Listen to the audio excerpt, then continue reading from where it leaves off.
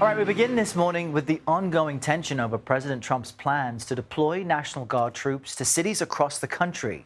This weekend, he had a particular focus on Chicago, and we want to show you a social media post he made, which says Chicago is about to find out why it's called the Department of War, and you see that image attached to it.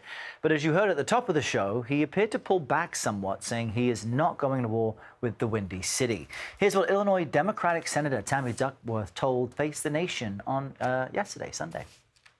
I take what the President of the United States says very seriously because that is the respect you have to give to the office. And if that's what he's declaring, then let me make it clear. It would be an illegal order to declare war on a major city, any city within the United States by the President of the United States.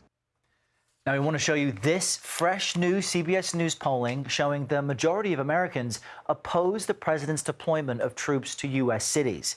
Separately, his job overall approval actually ticked up as support among his base continues to grow. CBS News correspondent Natalie Brand joins us from the White House with more on all of this. Natalie, good morning. What else have we heard from the president and state and local leaders about this potential Chicago deployment? Yeah, well, Errol, as you said and pointed out, President Trump seeming to try to downplay that social media post saying we're just going to try to clean up Chicago, not go to war. But the president was pressed on the timeline here, since there has been so much talk about Chicago specifically. He was asked if there are plans for this week, and he said, quote, "No, not really." Here's more of what he had to say on what could be next for Chicago. Chicago is a very dangerous place, and we have a governor that doesn't care about crime. I guess we could solve Chicago very quickly, but we're going to make a decision as to where we go over the next day or two. So, again, not a clear timeline here, but as you also heard from state and local leaders, they are taking the president's threats and that social media post very seriously. Governor J.B. Pritzker, in a social media post of his own, said that this is not a joke, not normal, and he said Illinois will not be intimidated by, quote, a wannabe dictator. Now, the administration's borders are. Tom Homan, also appearing yesterday on the Sunday shows, said that social media post taken a bit out of context, that they are at war with criminal cartels, not Chicago or an American city. He was also asked about the timeline for potential increased enforcement operations and wouldn't really give an answer either, but said that all sanctuary cities can expect more enforcement. And he also said that ICE agents have been flooding the zone in Chicago for a while now, suggesting that state leaders have been well aware of what's going on, Errol.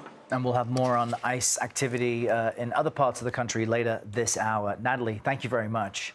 CBS News political director Fin Gomez can tell us how this is playing out nationally. Fin, good morning to you.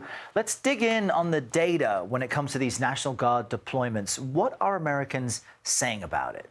Good morning to you, Errol. And yeah, there's a new poll out from our stellar CBS News polling unit that really gives us a great snapshot of what Americans are currently thinking, especially on this issue of deploying National Guard troops. According to the new CBS News poll, those in favor of President Trump's deployment of National Guard troops to cities are largely in his Republican base.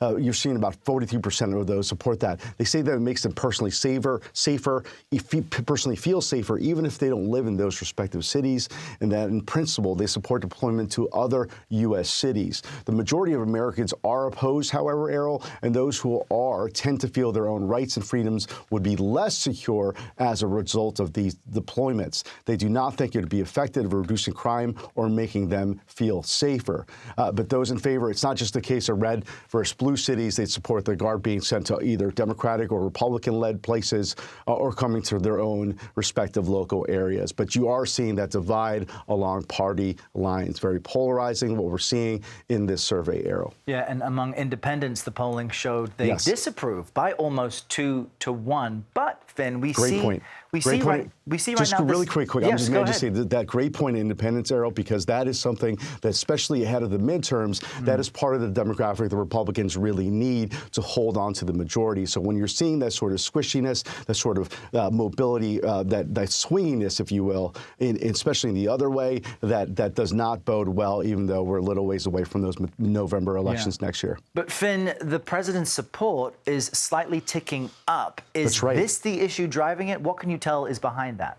Yeah, the President Trump's approval numbers have had an uptick from 42% of support back in July to now about 44% who are approving of his job, while 56% do disapprove of how he's doing. That's also down 2 points from July. However, you can see that it also has this party breaking down along party lines with Republicans supporting President Trump. The national opponents may have had the political effect, to your point, Errol, of focusing on matters other than inflation, at least for the president's political base. But really what's also helped turn around his overall numbers a bit has been the Republicans' hearty support for his immigration policies and his deportation policies, hardline immigration policies there. But overall, his numbers, and especially from his base, 90% of Republicans now approve of him. So we're really, again, looking at that party line divide. Yeah, and we'll have more on what's happening in the economy later this hour as well. Finn, great to see you. Thanks so much. Great to see you, Errol.